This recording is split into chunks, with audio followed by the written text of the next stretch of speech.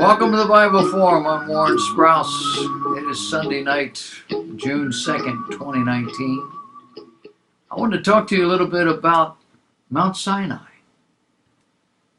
Bible scholars trying to retrace the steps, the route that Moses took when he led the Israelites out of Egypt, say they have found evidence that Mount Sinai is actually in eastern Saudi Arabia, not in the Sinai Peninsula. Over the last 50 years ago or so, the traditional site has increasingly been doubted and disputed. It's been looked at as being the wrong place.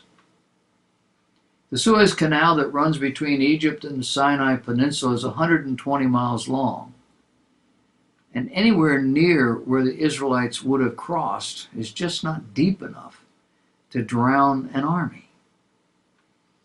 After 3 days' journey, the Israelites were on the Sinai Peninsula, well south of where they began. Ryan Morrow of the Doubting Thomas Research Foundation told a publication called Daily Star Online that his team traveled to Saudi Arabia 3 times to gather evidence. He says, "What I found there was simply mind-blowing. I couldn't believe that there was all this evidence for the Exodus, and hardly anyone outside the region was aware of it." Although they are still piecing together a map and a timeline, the researchers believe their theory is the most plausible. The route starts with the Israelites leaving Egypt through Cairo, crossing into the Sinai Peninsula.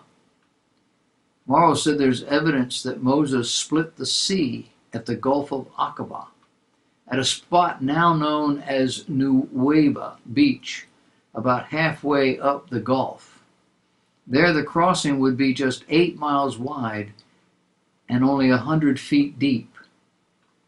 He believes they crossed into ancient Midian and stopped at Mount Sinai, which he claims is the peak now known as Jabal al-Lawz in Saudi Arabia. It was at Mount Sinai where God gave Moses the 10 Commandments on stone tablets. Morrow told the British newspaper, "I'm fully convinced that the Israelites went into the ancient land of Midian when they fled slavery from Egypt." Now, the theory that Jabal al-Lawz is the biblical Mount Sinai is not new. It is, however, been challenged by traditional academics, many of whom question the entire Exodus account, and some go so far as to dismiss the existence of Moses altogether. In its reporting of the Doubting Thomas Research Foundation findings, CBN News reported that Mount Sinai is traditionally associated with Egypt's Sinai Peninsula, and that St. Catherine's Monastery in south-central Saudi Arabian Peninsula was built over what is believed to be the site where God spoke to Moses in the burning bush. However, creationist researcher Gordon Friend says there is no credible historical, geographical, archaeological, nor biblical evidence for this thesis. And James Carl Hoffmeyer, a professor at Trinity Evangelical Divinity School, described, quote, "monumental blunders," end of quote, as leading to the conclusion that the mountain being the one mentioned in the Bible. But Morrow encourages skeptics to keep an open mind, adding that all the pieces fit the new Jabal al-Lawz site. His team outlines their discoveries in a 25-minute documentary entitled "Finding the Mountain of Moses, the Real Mount Sinai in Saudi Arabia." Among the evidence he claims are inscriptions of what appear to be cowls on the mountain, which matches up with the biblical story of the idol of the golden calf. The researcher says the ancient rock structures at the foot of the mountain could be the remains of the altars built by the Israelites. He also points to Jabal al-Lawz's blackened peak, matching the story of Moses meeting God as he descended upon the mountain in a fire.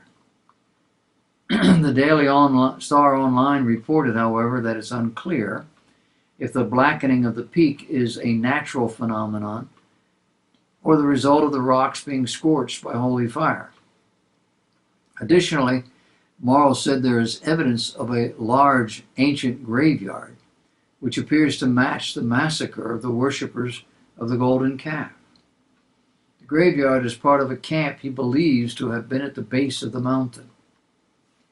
Near that site, Morrow believes his team has discovered the Rock of Horeb, which is said to be the Israelites' final camp before moving on to Mount Sinai.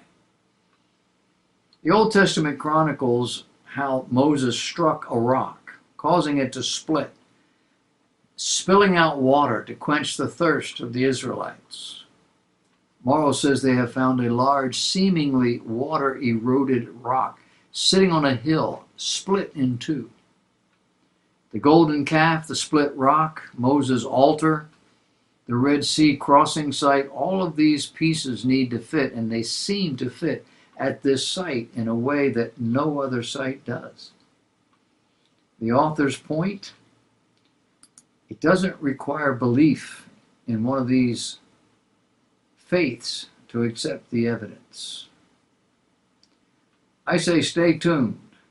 It's interesting, not conclusive, fun to talk about.